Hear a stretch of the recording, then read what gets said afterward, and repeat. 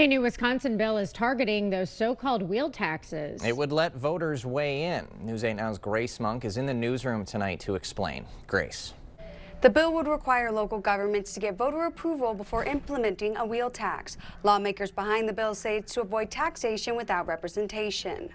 Jurisdictions across Wisconsin are turning to wheel taxes to help generate revenue. Eau Claire City Administrator says this is due to inflation rising faster than the state's levy limit. We can only increase our tax levy by how much net new construction there was in the year before. If you are in a community that's really not growing, that means that if there's any inflation at all, they are unable to increase their budgets. A wheel tax is a vehicle registration fee. The money collected can only be used for transportation-related costs. The cities of Eau Claire, Augusta, and Onalaska have wheel taxes. Vernon and Eau Claire counties have them as well. Since the state does provide us with limited resources to provide the services that we provide, we had to look at other ways that we could support those services through other funding mechanisms. Under current law, municipalities and counties can implement wheel taxes without voter approval. New legislation would require a referendum before adding one. Jurisdictions with existing fees would have to go to referendum within 18 months of the bill passing to keep their tax. In a statement, one of the bill's co-authors said, quote, "This is no different than how schools already go to referendum when they want to raise revenue. Local taxpayers deserve the same opportunity when it comes to a wheel tax. This approach ensures accountability and guarantees that new taxes only move forward when they have clear support from the people who will pay them." Wisconsin DOT says wheel taxes across the state generated more than $74 million in the last fiscal year. Niemeyer says going to referendum could leave local government strapped for cash. If it doesn't pass, then what other alternatives do they have in order to provide funding?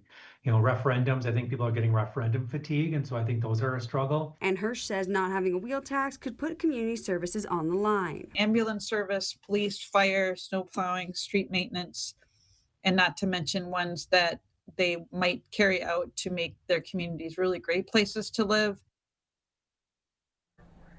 The bill was introduced last month. It still needs approval from the State Assembly and Senate. Reporting in the newsroom, Grace Monk, News 8 Now.